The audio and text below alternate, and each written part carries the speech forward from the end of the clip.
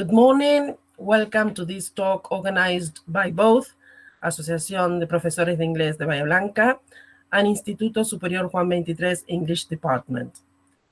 First of all, I would like to thank Analia Leiros, the head of the English Association, who contacted me to give a talk on education and lockdown, or the impact of lockdown on education.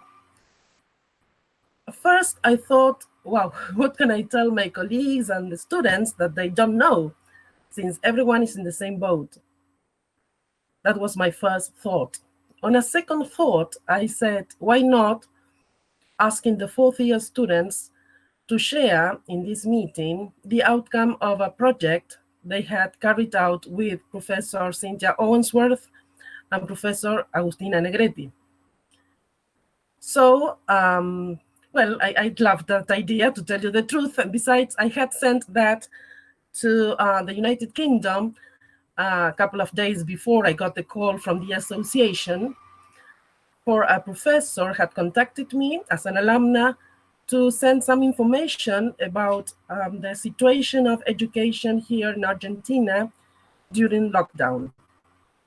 So I wrote down my ideas and I attached the students' ideas. And there they went to the United Kingdom, to the University of East Anglia. Then I pictured this meeting with two parts. The first part with the students' presentation, and the second part with an informal, relaxed chat with overseas teachers. That's why we count today with the presence of Maria Antonia and Ramon from Spain, Noelia from Italy, and Jennifer from the United States. Last but not least, I overheard that a group of students from the local School of Journalism, Instituto Superior en Ciencia de la Comunicación Social, where I also teach, were making a survey under the supervision of teachers Maria Osheta and Fabiola Baez. And so we invited them to join this meeting. We thought that it would be useful, it would be interesting to know about what they discovered, the data they collected during this survey. This survey that is about youth and lockdown, right? So before listening to Cynthia Owensworth, who's going to give a short presentation, I would like to end up this with an image that crossed my mind when I was writing down some ideas to send to England. It was the image of Minuteman. I don't know whether you remember from the American Revolutionary War, that Minutemen who were ready at a minute's notice to fight the Redcoats. The Redcoats are coming, the Redcoats are coming. Well, I pictured myself as a minute woman. I would say we could be minute teachers, right? Minute at a minute's notice to answer WhatsApps, to answer emails, to correct homework, to organize virtual meetings. I feel like a minute woman, a minute teacher nowadays. I don't know you, but I guess everybody will agree on this. This time we are working harder than ever. It's not that we haven't been hardworking, because I've always been a hardworking teacher because I love this. But this time I need a 27, 28 hour day. I mean, 24 is not enough. It's not enough. And so I believe we should see the glass half full and not half empty, and think about this time, this epidemic that takes us all at home, at something good. I mean, I know it's not good, it's not nice to be inside, where sometimes I feel like going out, meeting my family, my friends, and it's not possible. But we should see this as something positive. I have never been a tech teacher. I have always been technologically challenged. Well, those who knows me know, yes, that I'm learning a lot thanks to the help of, well, the institution who organizes meetings. Yes, there are people in charge of this. I could mention Florencia Marfia, Beatriz Serviti, Walter Nievas, who organized meetings in order to help us. But then I think, and this is really important, that I also have the help of the students. I have always believed in the power of cooperation. Yes, for me, cooperation is a keyword. When I was writing my dissertation for the University of East Anglia 20 years ago, a long time ago, almost prehistoric times, I wrote about cooperation. That was the topic of my thesis. And at that moment, I thought about cooperation in class, students cooperating with each other, the teacher cooperating with students. But this time is the other way around, yes? Students cooperate with me. And so all of a sudden, I'm in a class and I get lost. And so the students say, well, Gabby, why don't you look up on the right, on the left, look at that symbol, you can do this and that.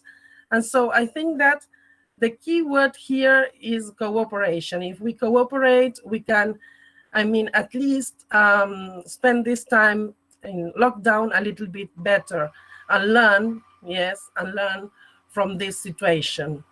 So let's see the glass half full, right? And now we are going to listen to Cynthia Owensworth. Let's see if Sin is, are you ready, Sin, to give the Yes. Yes, here I am. Good morning, everyone. Well, experiencing this present reality, students and teachers of the subject Teaching Practice 4 of the Instituto Superior Juan XXIII, Bahía Blanca, decided to devote some time to look around first, then to look within ourselves, in order to reflect on the current situation of education in our country. We sought information from different sources, listened to specialists, participated in virtual meetings, but fundamentally, we listened to our own voice. We expressed our ideas in a general discussion and debate. Next, our conclusions were compiled in an article that was shared with our community through social media. And then it traveled abroad. It went as far as the UK, to the University of East Anglia. There, it participated in a series of talks about education and the COVID-19. And well, today we're going to share our work with you. Let's welcome our speakers, Ana Beretera, Rita Aguirre, Micaela Gallardo, Oriana Belaunzarán, Sofía Giraudo, Rodrigo Cruz, Jessica Borello, Melina Mohamed, Diego Cañinqueo, and Lucía Del Viso. So when you're ready, girls.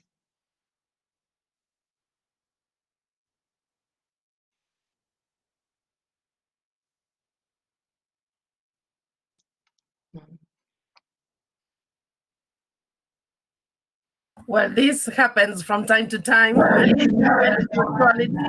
Karen, I think you must start with the presentation. Okay.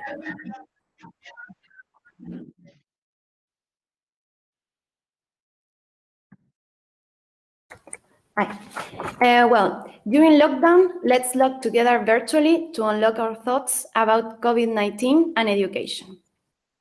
Paradigm shift in education. The classroom is leaving aside its leading role as a place where learning happens. The virtual paradigm, this new virtual classroom, does not escape the problem of inequality. Millions of students do not attend face-to-face classes, do not have access to the internet, a smartphone, or a computer. Elements typical of the classical paradigm are repeated. We need our students to develop their own abilities to learn. We are also reminded of the importance of meaningful learning, especially in teaching foreign languages. The class in pajamas. It should be useful and resemble as much as possible a class taking place in a classroom. Contact with students is essential, thus highlighting the relevance both to have access to different technological tools and to possess basic knowledge to be able to manipulate the resources. For this to be effective, everyone's effort is required, working together and attending the needs of each reality in order to overcome the different inequalities and difficulties that may arise. According to this, in Asociación, we must seek dialogue and collective construction. Teachers should work with projects, build and provide conditions for the learning process to be achieved. At the beginning of the pandemic, children were saturated with many tasks, which put extra pressure on them. Their quantity and complexity caused many to experience high levels of frustration. Strategies should be analyzed to achieve a balance between what the curriculum requires in terms of content and evaluation and what can really be achieved with the available resources so as not to overwhelm students. We also fully agree with Chomsky's proposal, since by creating activities that encourage creativity and help them better understand the world, children will be able to develop critical thinking and find motivation in the long learning process. This child-focused approach fosters independence and social responsibility. We are now going to talk about the general features of schools that have seen changes during these times. Certainly, it is difficult to have direct feedback when teaching young learners by virtual lessons, since the interaction is completely different. It is believed that children will realize the importance of school life once they have come back to their normal lessons. The loss of the rich interaction between teachers and students among themselves represents another complication. At least, online classes can help to keep up with the classwork and to maintain the contact with the teacher. The fact that schools have been taken inside home is felt as an interruption by teachers, students as well as by their families, because there is no place to rest or privacy, and everyone involved feel exhausted and overwhelmed. As a consequence, there is a greater pressure over teachers that have to deal with students, parents, school directives, and new technologies which have opened a brand new world for them. There is also the problem of accompaniment, and some students, mostly young children, were not accustomed to study on their own. Some young students need a lot of support from the teacher to organize themselves and to keep up with the homework, an activity very difficult to carry out through virtual classes, but not impossible. From a general point of view, we think that the pandemic has tested each of us, as parents, teachers, and students. No matter what our role is, we are confronted with a new challenge every day. And as teachers, we perfectly know that problems occur in the classroom as well. However, in this situation, we cannot control everything as we were accustomed to. We feel that our hands are tied, which in turn generates frustration and a feeling of helplessness, since we lack the main component, which in this case is human interaction. Good morning. Therefore, it can be seen that teachers are making a great effort to make education possible. In fact, it can be said that teachers are playing a major role during this time, since they are helping children to get rid of the stressful, tiring, and negative feelings. In other words, teachers are virtually detaching students from the reality, at least during the time the video call lasts. And they do so by helping them to concentrate on useful tasks.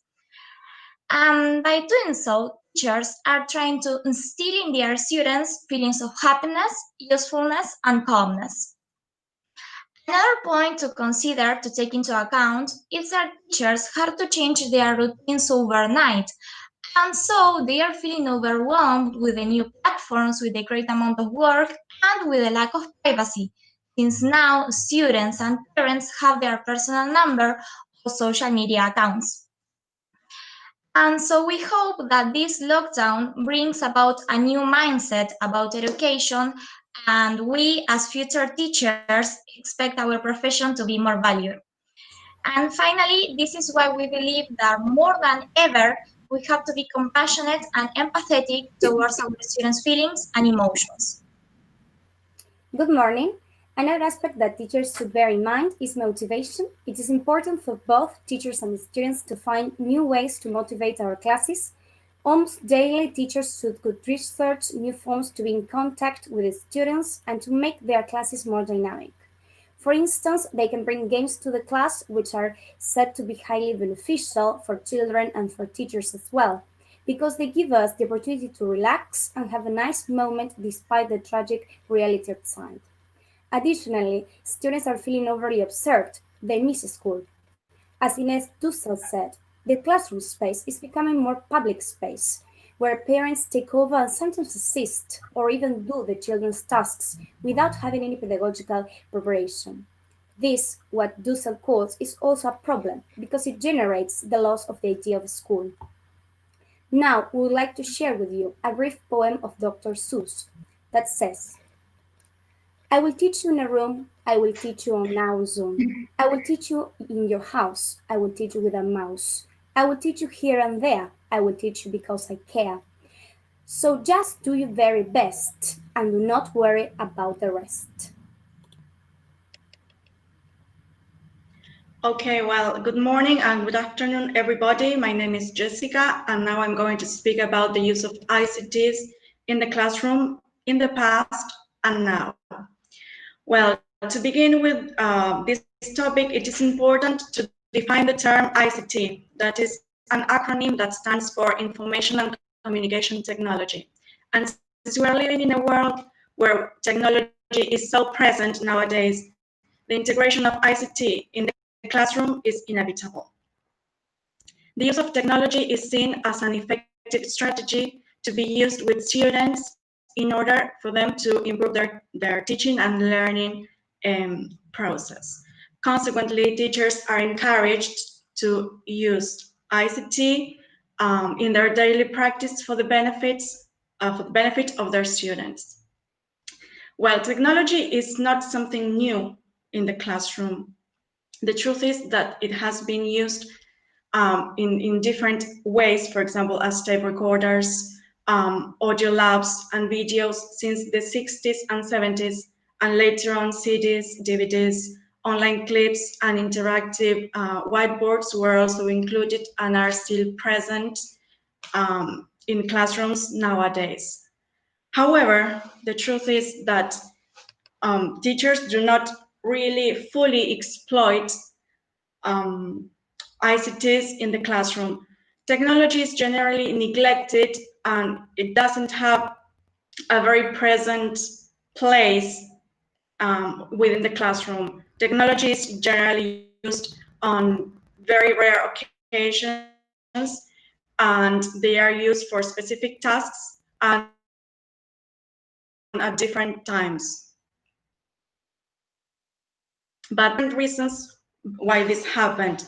For instance, the limited teachers' experience with ICT, also their limited knowledge as regards how to use them or how to integrate them in their classrooms, lack of technological tools in schools, and also very limited opportunities, mainly due to lessons. Fortunately, there are some programs around the world which have been created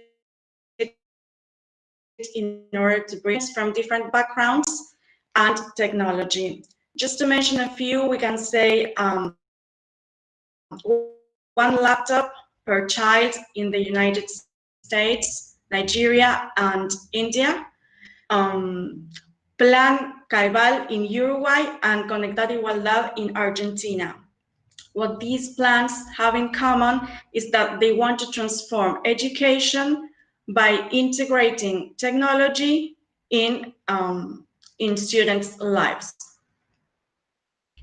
Programs work in this way. Some computers are distributed to teachers and students since they are very young, and they can use these laptops at school or also at home. By giving students the chance to keep computers for their personal use, it goes beyond the educational sphere and it can make social change, a social transformation.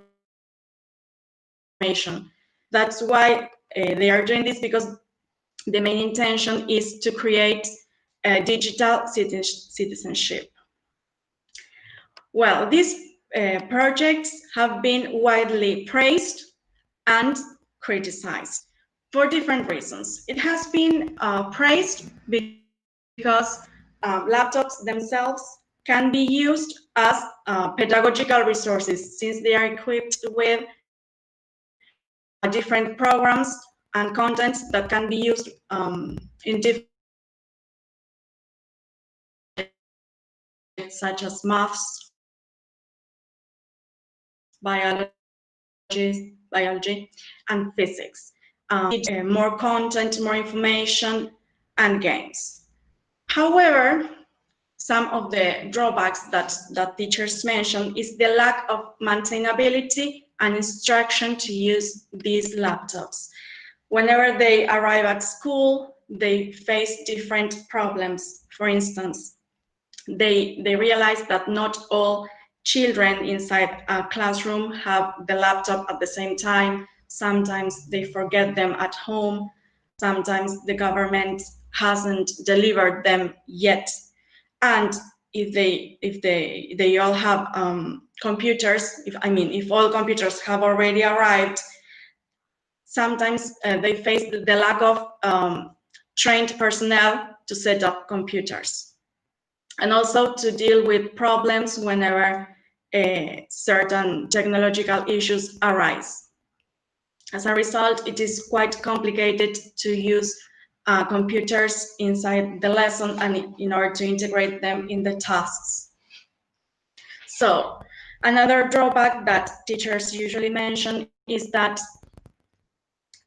students don't really know how to use computers, and teachers neither, because they don't really know all the contents that are integrated in the laptops. Okay, so what we can reflect here is that the mere distribution of a laptop or a computer is not enough, because students as well as teachers need to be trained, and they should be given tools in order to have knowledge and a background to know how to fully exploit the different aspects of laptops in order to raise critical digital citizens, and not just to use laptops as a mere representation or replacement of blackboards and printed. When coronavirus pandemic struck the world, everything changed, and ICT moved from a not so relevant position to be the central position in the learning process. Teachers were forced to find different ways to communicate.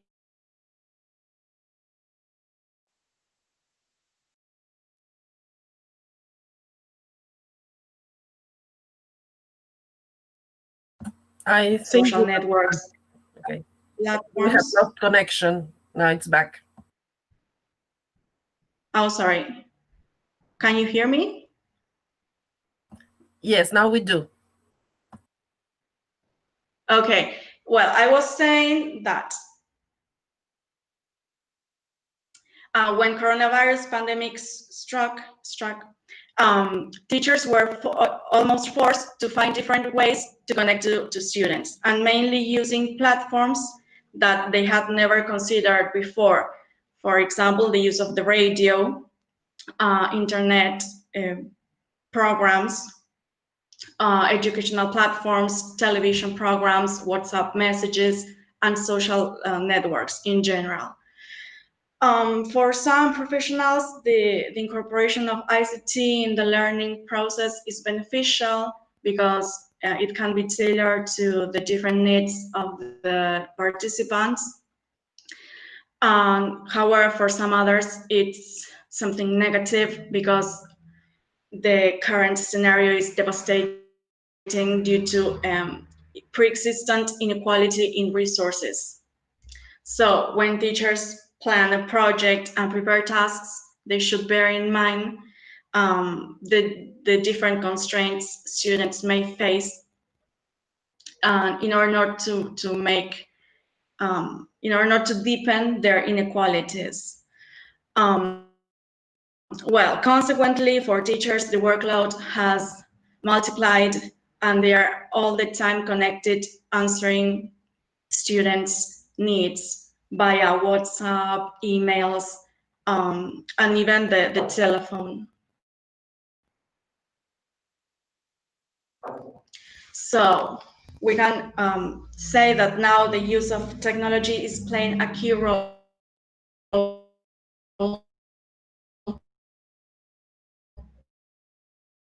in this context of pandemic. And after this, that they are for students learning. All in all, it must be also borne in mind, it is not only learners, but also educators who need to be trained in order how to use these resources in a fruitful way.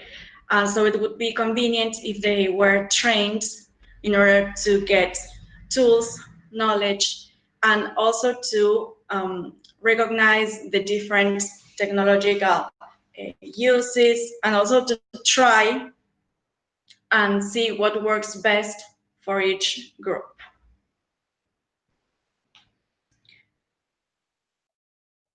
Okay, now we're going to talk about emotional intelligence. And what is emotional intelligence? In this case, emotional intelligence is consciously choosing thoughts, feelings, actions to get primary results in your relationship with yourself and others.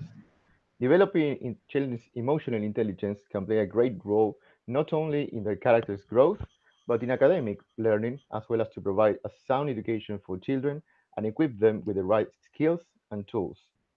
Also, schools need to go beyond academic and pay serious attention to developing children's essential emotional intelligence.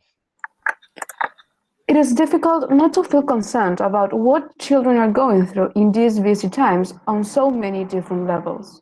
We can think of a whole family sharing a single device, lack of internet connection, limited access to printed materials, isolation from friends and family, excess of obligation, and overexposure. This may ultimately lead to stress. Well, being exposed to high stress levels over time can damage and impair children's cognition, and when the mind experiences high stress, learning cannot take place here. Jack Shonkoff, a Harvard professor, said that an excessive experience with toxic stress can disrupt the development of brain circuits related to stress response and also to learning and memory. De-stressing can be an important part of classroom routines. Research shows that learning cannot take place when the brain is preoccupied, and it is important to allow children to clear their minds and become more in tune with their own feelings and emotions.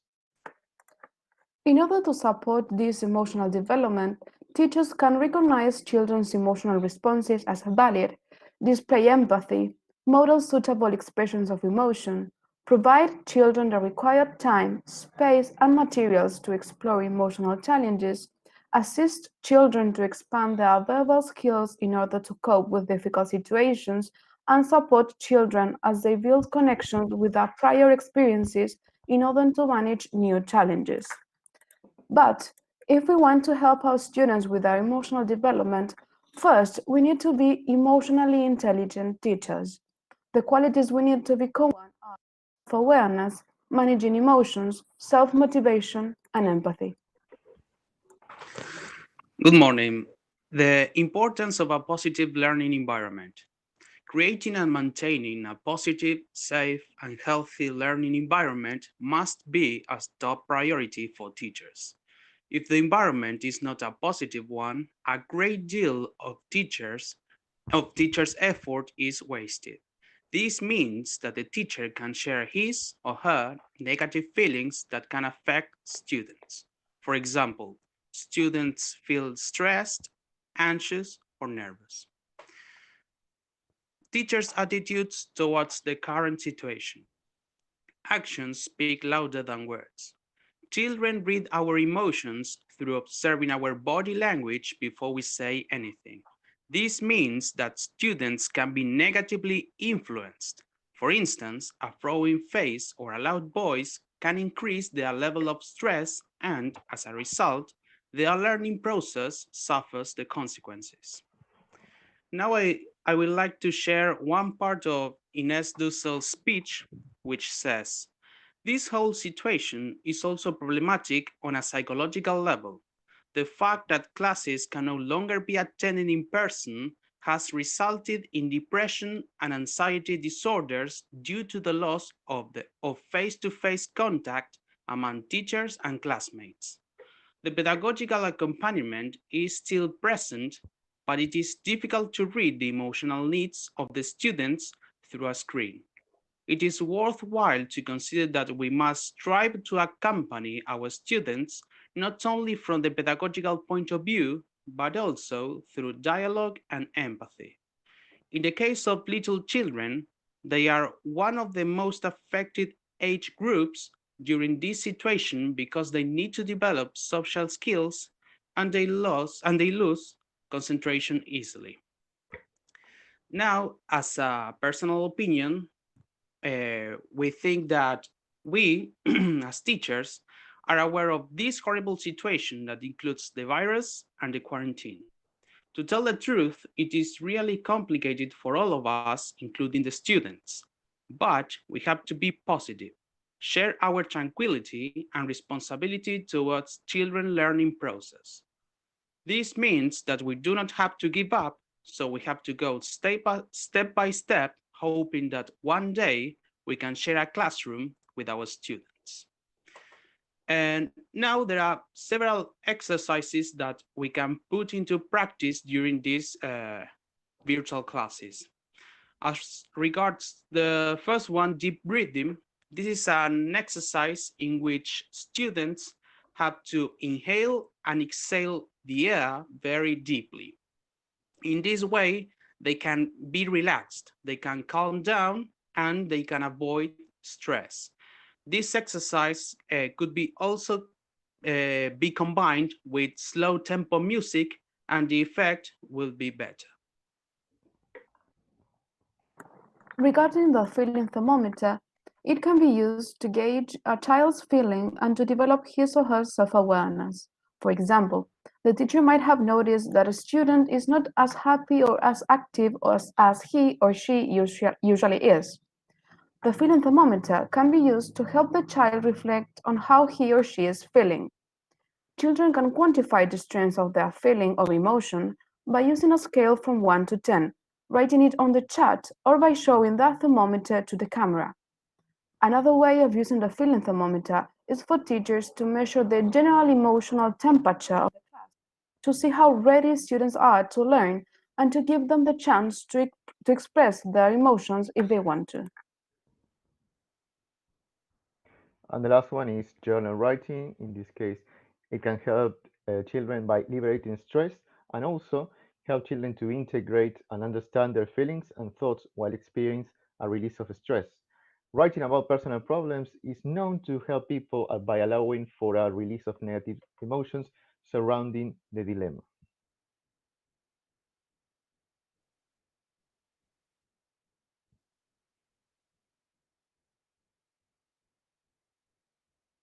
Well, hello.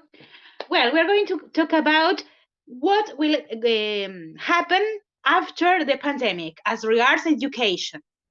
Well, it will be a dual system. That is to say that half of the classes will be developed at school and the other half will be on virtual platforms. Besides, there are going to be fewer students in the classroom to allow social distance. And children will be divided into groups according to the days of the week. They're going to attend school, and the other group will be attend classes virtually, and they are going to alternate the days. Well, as regards importance, priority, the priority is on the students who are beginning the primary school because they are learning how to write and how to read, and the students that are at the latest steps in education, for example, secondary schools, students that are going to be at work or at university the following year. So these students are going to be first as regards when they are going to return to the classes the traditional way. Well, as regards the hygienic aspect, teachers are going to be delivered masks out of charge provided by the state in order to feel secure. And as regards the number of classes they're going to have, winter and summer holidays are going to be respected. And but at the beginning of the year, the following year, there are going to be summer schools that are going to be part pedagogic, and the other part will be from to have fun. Yes, so they are going to recover school students, the ones who have left this year, and to keep on track the ones that are going to stay at school. So if there's any positive COVID case at school, schools should be closed and cleaned deeply in order to avoid more ill people. So that's all for me. Thank you. Thanks, fourth year students. Yes, it's been very, very interesting to listen to you.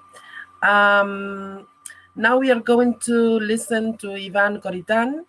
He's a student of the local school of journalism, and he's gonna tell us about the results of the survey he took, and I mean he and his colleagues and friends made under the supervision of Maria Ocheta and Fabiola Bais. Good morning and afternoon, everyone. Okay, I start with the article. Are young people in favor of the lockdown? More than 300 Bahienses participate in this poll, most of them students. On March 20, Argentinians began to experience social isolation as the main prevention measure against COVID-19. After 70 days, a group of journalist students was encouraged to ask young people of the city of Bahía, Blanca, how they were living this experience. The survey was carried out by means of a series of questions through Google. About 300 youngsters participated in this project, which yielded surprise data. This survey expressed a clear adherence to the lockdown ordered by the government. 65% of the 318 response expressed the agreement to social, preventive, and compulsory isolation. A result that seems striking at the first glance, given that great resistance may be expected from this sample of the population. Most of the participants, 75, were women, who were well disposed to carry out of the survey, while men were represented in the remaining 25%. The survey consisted of questions that were directed towards the age group of 18 to 25. One of the questions pointing to the emotion and feelings that social, preventive, and compulsory isolation aroused. The answers give seemed bleak. A large number of the response voted for the word anguish among the three options they could choose. The second most vote was sadness. The third place was occupied by fear, and the fourth by joy and loneliness in equal numbers. The other feelings mentioned were anxiety, uncertainty, and anger. Another section of the survey asked, during confinement, what have you missed the most? Participants could select up to three options. The most voted were meeting friends, with a wide margin before others, family gathering, and lastly, exercising or sports. The responses revealed in this item showed a marked need for social and family contact. When asking about certain decline in the economy, we found that 53.1% stated they did not have or had not had economic problems, while 46.9% expressed having been affected. Linked to the previous answer and consulted on the economic viability and technological resource. 95% of the young people expressed having access to them and being able to continue studying through the virtual modality. The pandemic and consequent quarantine, or SPCE, has changed social life, and young people are no exception. Although it could be thus that sample of the population will be the last willing to agree this measure. Since they are the ones that usually go out the most or share outings and parties with group or friends. The surveys revealed that they are responsible enough to consider social lockdown as the appropriate measure to combat COVID-19. And although more than have not expressed concern about their personal finances, we can very markedly observe feeling of anguish, sadness, loneliness, and fear as the results of the isolation. These feelings clearly denote the strong emotional impact that quarantine leaves. Undoubtedly, this last aspect should be seriously considered by authorities, healthcare professionals, young people, as well as by the general population. Thank you very much, Ivan. Now we're going to listen to Agustina Negretti. She's going to introduce the guest speakers, and she's going to chair this part of the talk. So if you have any questions, you can send them by chat, and she will be glad to read them out and try to find an answer to this. So Agus, it's your turn. Hello, good morning, everyone, and good afternoon for those abroad. We are really glad to welcome Profesora María Antonia Castro, Head of Evening School in Madrid, Professor José Ramón Lanza from IES Santa Clara in Santander, Spain, and Profesora Noelia Pavin from Rome, Italy. I don't know if María Antonia, you want to start describing a bit about the situation in Spain and at your school? Well, first of all, I must say I'm really impressed. Amazing presentation. Congratulations, everybody. Well, I don't think the situation changes very much. Concretely, I have written down some names. Melina Mohamed, she explained exactly our feelings. Micaela Gallardo, I totally agree with everything you said. And with Diego, so the fact of not meeting with their mates, especially children, this creates sort of frustration and depression. I totally agree with that. And our experience is the same. A lack of technological things at home, having to share one computer. I work for a private school where sometimes we have got two sisters or two brothers, and they have got different levels, same timetable, and only one computer at home. So this has created a lot of problems. There are many parents working at home as well and needing the computer. So all these things have been really problems for us. We also noticed, because we started in March, and we noticed with the pass of the time, they got really tired, and we noticed that there were fewer and fewer students connecting.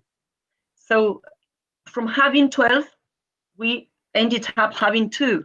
So they got really fed up with connecting. Lack of connectivity in some houses. We have noticed that in your presentation as well. There were, some of you I could hear very well, and there were some people I couldn't hear so well. So this happens in a real class as well. So I think it is everything you said reflects our feelings in Spain, at least what I have lived. And concerning the post-pandemic situation, I wish we could say that we return to our normal situation before the pandemic. Although I am sure that we will have some problems in October, and we are getting ready for that.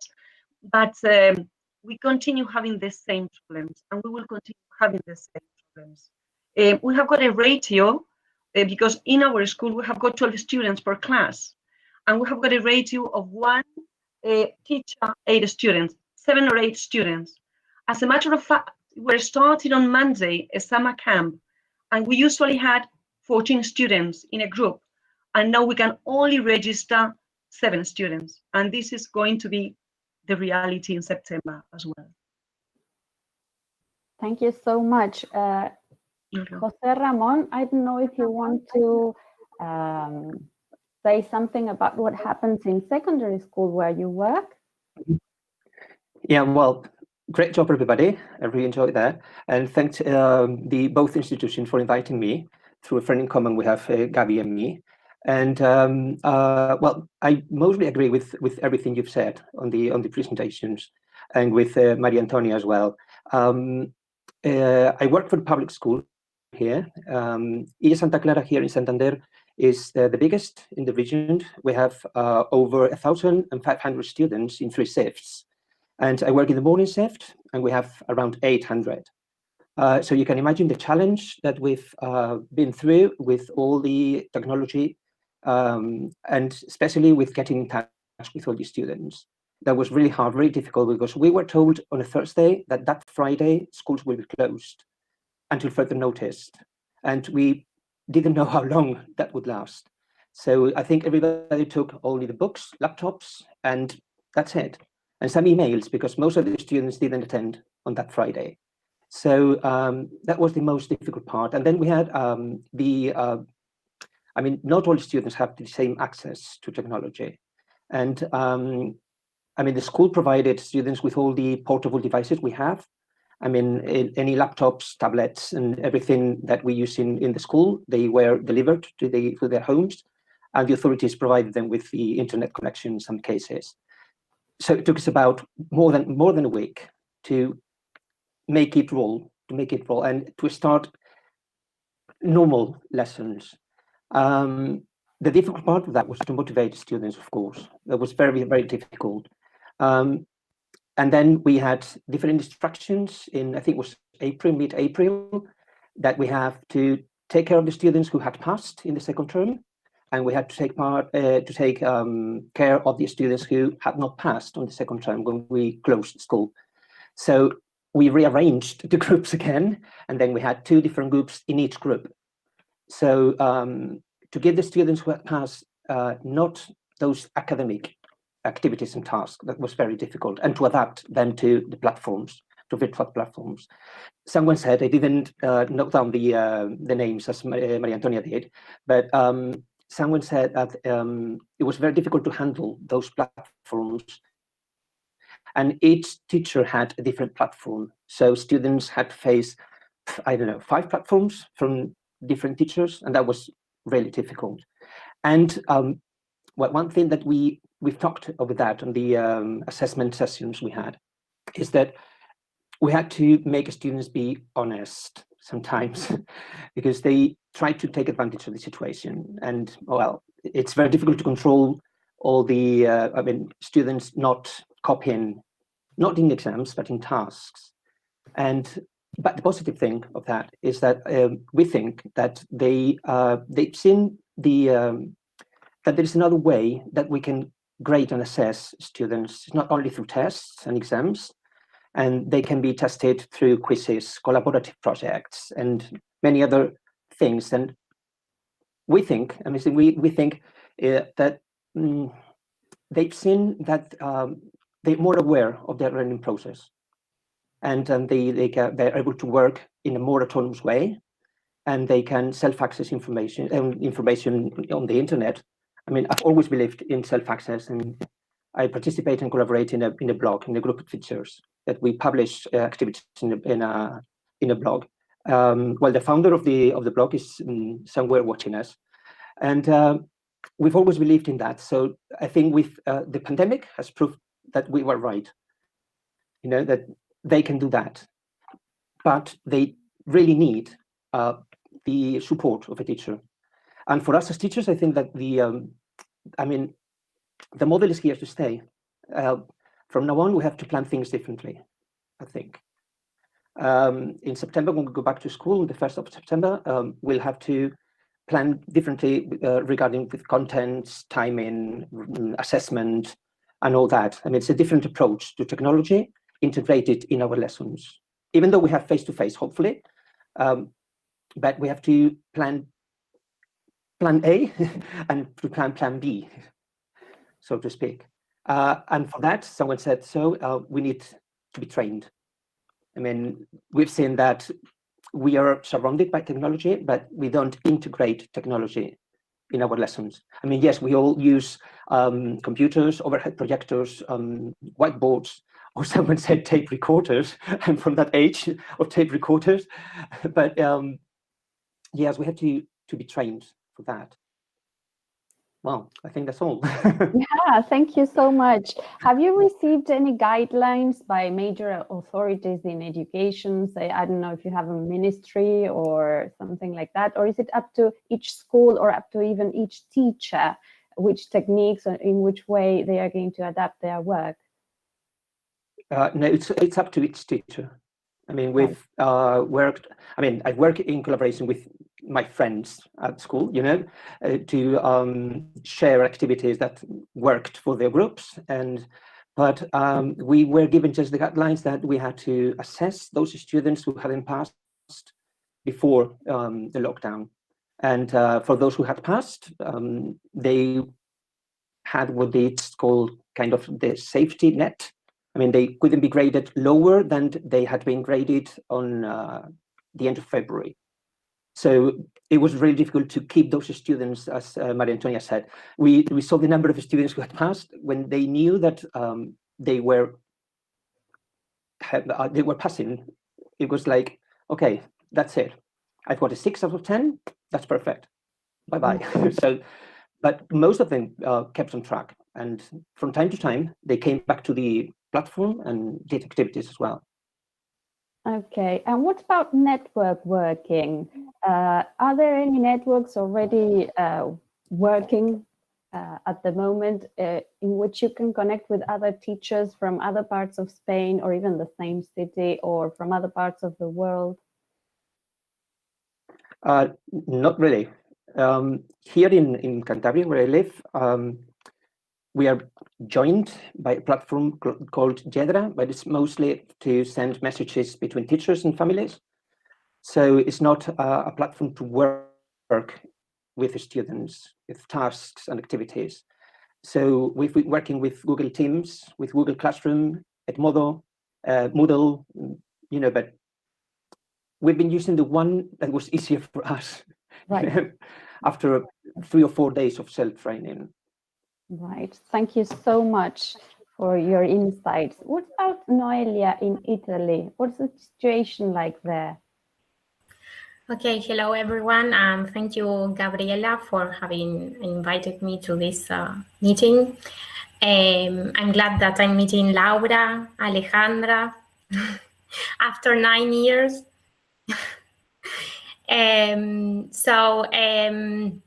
Here in Italy, now we are unlocked, let's say. It's summer, it's really hot today, and people is already enjoying that we are no longer locked at home.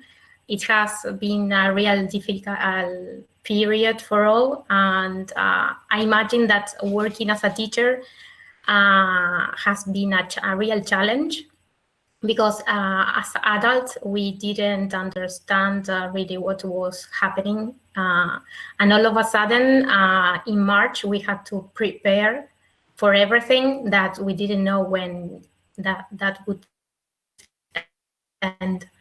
So since March, students have been using all types of platforms, even WhatsApp. But a question has been raised here about privacy, because children from very young ages were using these platforms. The question of privacy here in Italy is an issue. They really make you fill papers for everything, it's really a serious issue, and it was a challenge in that sense, because, well, the image of children were exposed to. And what else can I say? Well, the connectivity problem was also, maybe people, the families were living near mountains, or I don't know, especially in the north, and they were really suffering this connectivity problem. I remember reading an article about a family, a mother, that had to go with his child by car and share the internet for the student to use to make his tasks, but in the middle of nowhere. It was like a park, let's say. So require a lot of organization in all sense for the families, for teachers. And I think we can learn from this situation that we can no longer assess students with marks. Maybe we have to change that, and maybe another way of evaluating students. So I think this is a break from the traditional school to the new technological, let's say, education. I don't agree with let's say the physical going to the classroom is it will not be replaced, but we should make a mixture of it, and we as teacher we have to keep on updating every time. I mean, and we have to also work with the schools, the directors, and the governments to push a little bit about this, because they were receiving some laptops and equipment, but it was not immediately. Let's say like at the end of the year they receive all the material, and that means that there is a lot of that we have to work on that. So more or less is what I have seen here in Rome. Thank you so much. I totally agree with your idea of this holistic evaluation. This is what we are working on in our country, in Argentina. I don't know if Maria Antonia can say something about evaluation at your level, at the level you teach. Sorry, for me? Sorry, I was writing. So I was writing in the chat. Oh, sorry. Well, evaluation was also difficult, and we had the same problem. Well, Jose Ramon has talked about that as well. Assessing and evaluating was also difficult. We are still sending our reports to parents, and the thing is, in our case, the problem was that we started with the number of students in March. We had a number of students, and then, well, the number has decreased so much that there isn't a real evaluation just at the end of the course. We are finishing on Tuesday, and as I said before, courses with 12 students have got now 2 students. So it is a nightmare. I cannot say anything about that. It is private. It is not a case of Jose Ramon. In my case, it is a private language school. So nothing to do with the higher school, for instance. Okay. So you don't have to... I think that's different. Sorry? No, I think that's the difference, because Maria Antonia works for a private school and I work for a public school. So we have to legally give students their grades at the end of the year. I mean, we've sent them their records. I don't know, today's Saturday, I think it was Thursday or even yesterday, I don't remember, but I mean, they have to be graded and they have to, and we've been arranging groups for next year as well, mixing students and things like that, but they need a record of their grades. And how do you... We do it too. Oh, sorry. No, it's all right, Maria Antonia, go on. No, we do it too, but the thing is, parents are very demanding. They want teachers to send them the reports, no matter whether they have attended the course regularly till the very end or not. But they want this report as well, because this is also the key for the new start in September. So sometimes for the teachers, it is very hard really to write something because they haven't finished the course. And what you said before, Jose Ramon, that some students attended and some students were visible, sometimes they were invisible, because sometimes they don't want to switch on the camera. Yeah, we were like a holiday, yeah, for some. And this is really hard for us. No real, in my case, it is not real. I don't think it's a real assessment, a real evaluation of the course. No, I think, I mean, there's no statistics yet, but I think it's over 15% more people passing this year. I mean, for example, for the entry test for university that we have, I mean, here in Cantabria is the 8th of July, that week, I think there's around 20% more people taking this exam this year, because they have the idea it's going to be easier, and it will probably be. I mean, because they're going to be given more options in the exam. But to give you an idea, I usually check these exams, and we have like 22 teachers marking these exams every year, and this year we have 34. So, and we check in between 80 and 100. I mean, usually it's 100 exams to mark. So if it's usually 2,600, this year is going to be over 3,000 students. I mean, and this is very small. I mean, my region is not a big one. I think if I can give my opinion, I think this has been a real difficult time for all. I mean, and the first in September, for example, they are planning to reopen the school, but maybe we will be locked again. We don't know yet. I mean, this is like, it will be like a whole year that we will be challenging for everyone.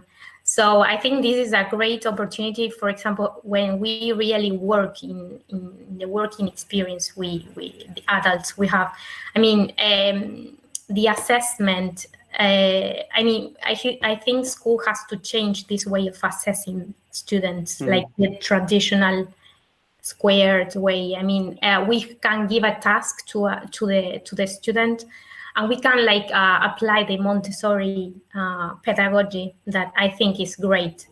And every place in the house or in the garden of the house, it's like a learning place for the thing is that it requires cooperation from the parents, that they are losing their jobs also, they have problems, and well, it's a chain of cooperation that we have to work all together, teachers, directors, parents.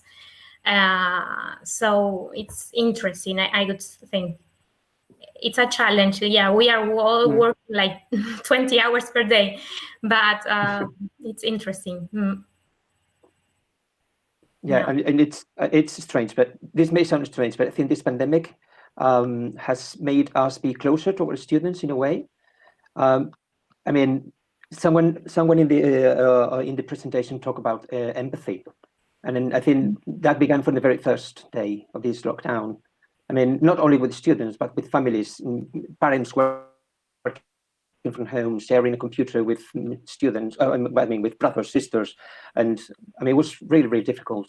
I mean, one of my students is my neighbor next door, and it's a single mother with 4 children, aged 4 to 12 or 13. And they were sharing one computer. I mean, they were sharing a mobile phone at the beginning, till the school provided them with a computer. So, you know, that's what I mean when I say empathy and getting closer with the students.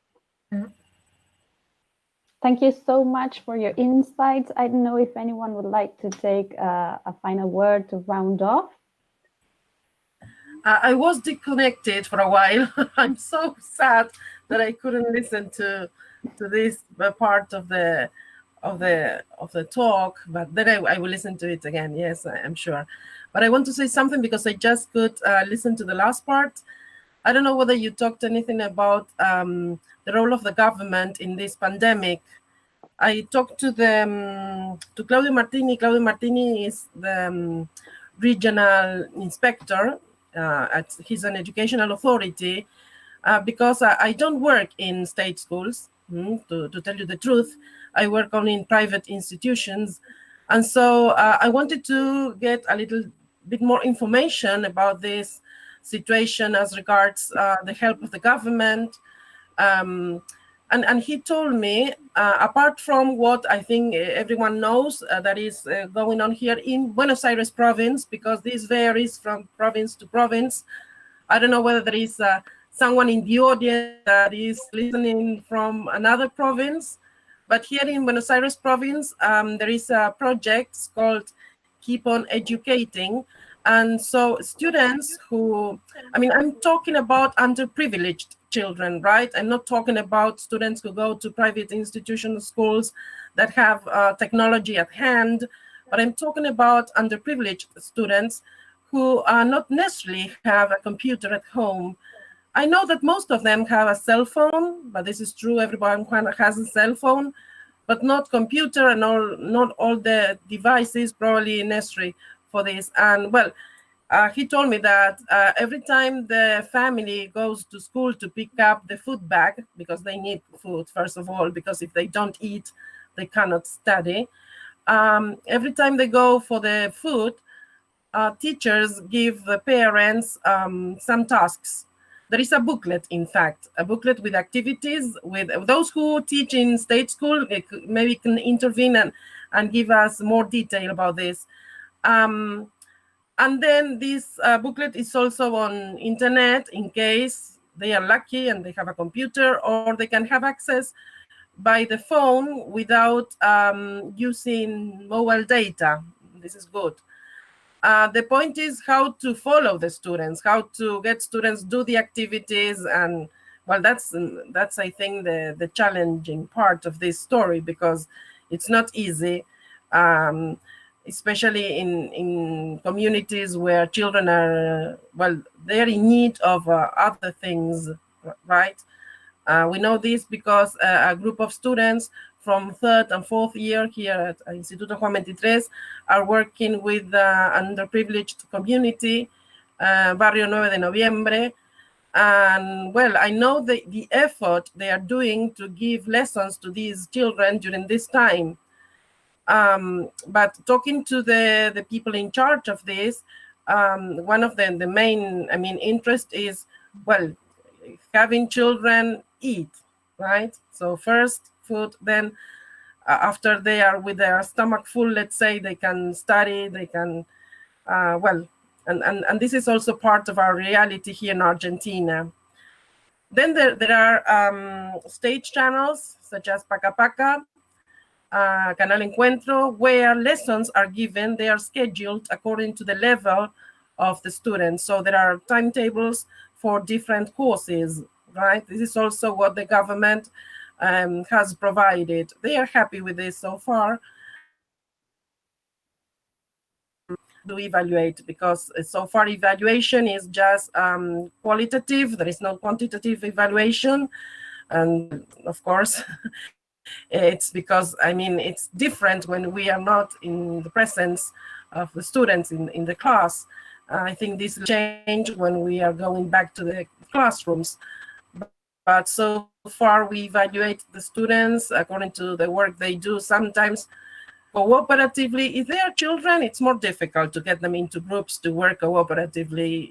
If they are, let's say, attending the last years at secondary school, or they are attending, high school, that's easy. They get together, they organize Zoom meetings, and they study together. But for children, as someone you mentioned, I think it was Ramon, because as I told you, I just listened to the last part. You mentioned the fact that your neighbor is a woman with a lot of children, and she has to be there, let's say, at a minute's notice, as I said before we started this, to help children. And it happens to me. I also have a child, and all of a sudden I have to go back to my high school years, and sometimes I tell you the truth, I don't know, for instance, for maths, I can't help in maths. I can't. And now teachers send tutorials, but at the beginning it was just homework, and only that. I think that little by little everyone is getting organized in this virtuality. I don't know what you think. Is there anyone who's not from Buenos Aires province and can tell us something about what the government is doing with them during this pandemic?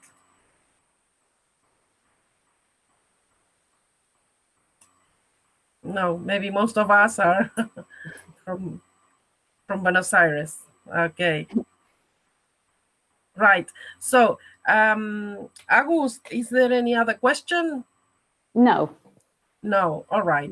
So maybe we can, I don't know whether Ramon or Ana Maria Antonia or Noe want to say something else. We are about to finish. I want to thank you. I want to thank the guest speakers, the students who worked really hard.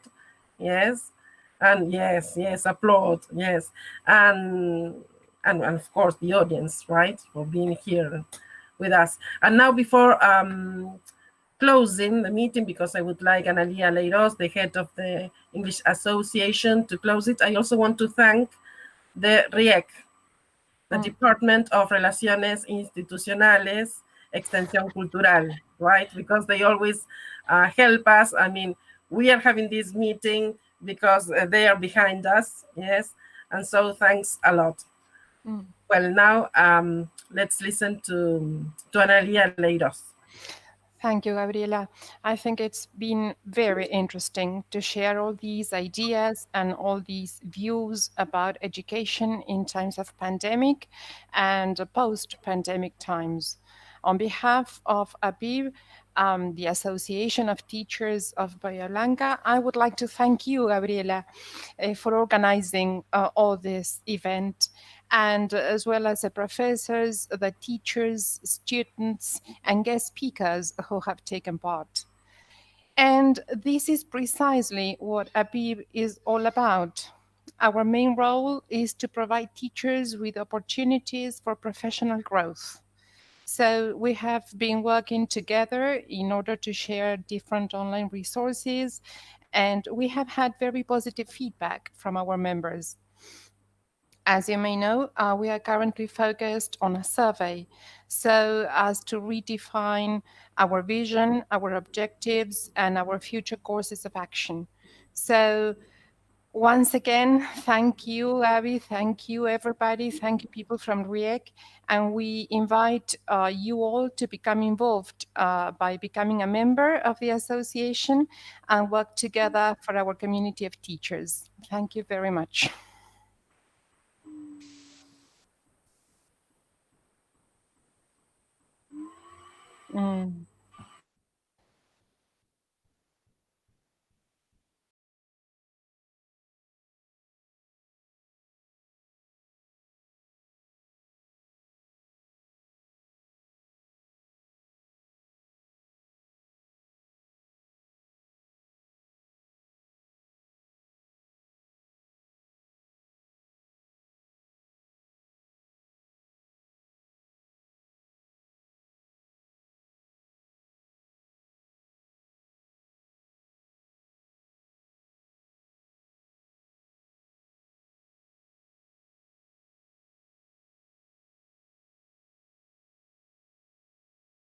I'd like to thank very, very much our speakers from abroad, Maria Antonia, Jose Ramon, and Noelia, for taking your time to be here and contribute to this talk with your images of what's happening at your places. So thank you all very much. And I don't know if people from Juan 23 would like to, and Cynthia here. Yes, just to thank everyone for their effort, for their hard work. Yes, and congratulations. The presentations were great. Thanks, everyone.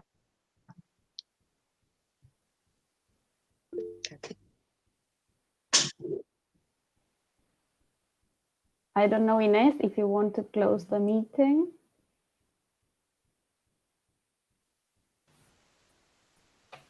Sí, muchísimas gracias a todos y a cada uno por haberse sumado a este encuentro, principalmente a todos los que participaron y pudieron compartir con nosotros como espectadores las distintas experiencias. Ha sido muy enriquecedor cada uno de sus aportes, valoramos su presencia y seguramente esto nos va a animar a seguir creando estos espacios de encuentro que tan beneficiosos y necesarios son también en este tiempo. Así que agradecemos a todos los que se han conectado desde los lugares donde están y seguramente dejamos abierta la invitación para volvernos a encontrarnos próximamente. Muchas gracias a cada uno de ustedes y a todos los que se sumaron a este espacio. En nombre del Instituto Superior Juan 23. Muchas gracias. Muchas gracias. Un saludo desde España a todos. Thank you. Gracias. Gracias. Thank you very much. Thank you. Thank you.